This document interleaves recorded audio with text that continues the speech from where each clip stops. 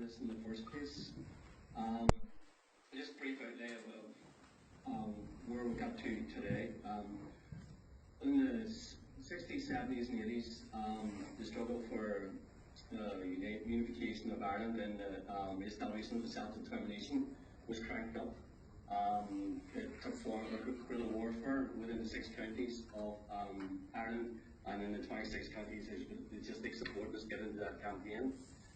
Coming at the end of the 1980s, the early 1990s, certain elements within the Republican struggle were engaged in secret talks with the British government as they hired in what they called the conflict in Ireland.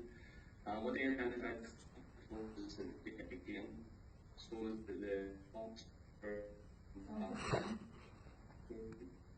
were actually supposed to be Can you slow down a bit to buffer? Sorry? Slow down a bit.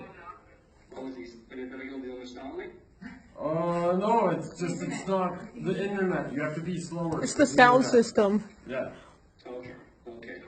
So as I was saying, the core issue of the conflict on these secret negotiations between the certain section of the Republican movement and the British government was totally ignored and focused solely on the IRA campaign. So the came up with this framework of how to defeat the IRA basically, and that took in the form of the Good Friday Agreement. Myself and other members who were members of the professional movement, which was the movement which was involved with the talks with the British government, getting increasingly concerned the direction these talks were taking when it became public.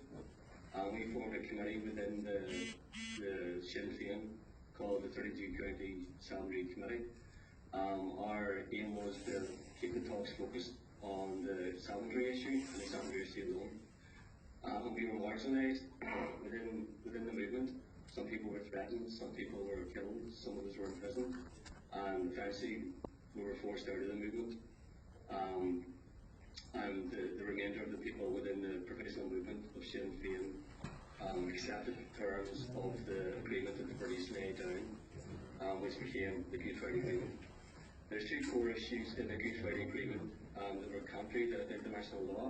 That was the consent principle, i.e. recognising the 6 counties of Ulster as a legal, legitimate state, and also the relinquishing of Articles 2 and 3 of the Irish Constitution, which state that the people of Ireland have ownership to all of Ireland. Those two negotiating strands what we saw as illegal under international law. So we launched a complaint with the UN citing these two issues as the basis for the challenge to the legality of the Good Friday Agreement. Whenever we launched that in the UN in New York, all of a sudden we became prescribed and the 32 County Assembly movement was put on the terrorist. So we saw that as a blockage, an attempt to block what we were trying to do. We had no faith in the UN, what we were doing was just challenging legality, without making some mileage out of it. So we think that was what was at the core of making us a terrorist organisation. As things have progressed, and the Good Friday Agreement hasn't worked out the way the Brits and constitutional nationalists in Ireland had planned. They've kept us through, and they've stifled debate. They've stopped us from going to different countries to give our analysis of where we see the resolution of the problems in Ireland could be found. But they've also let other groups who be looked upon as more hard-line or whatever as ourselves go all around the world giving our analysis, which in our view is the same analysis which seems to give a border vote or one Ireland, one vote. It's also here had an impact. I'm a young person who joins the 32 County Assembly movement, automatically can't go to the US, can't go to Canada, can't go to Australia, Panama, or different South American countries or anywhere else in the world where the US has influence. So we do welcome the campaign as a start. I think it's very important that first of all it's highlighted as to why maybe we put on the list in the first place. That would give people an opportunity to look at the Good Friday Agreement to see exactly what was agreed between the Brits and certain sections of the so-called Republican movement, and also to put pressure to maybe get that removed, and for us to be able to go freely again to different campuses throughout the world and stuff to give our analysis and move from there.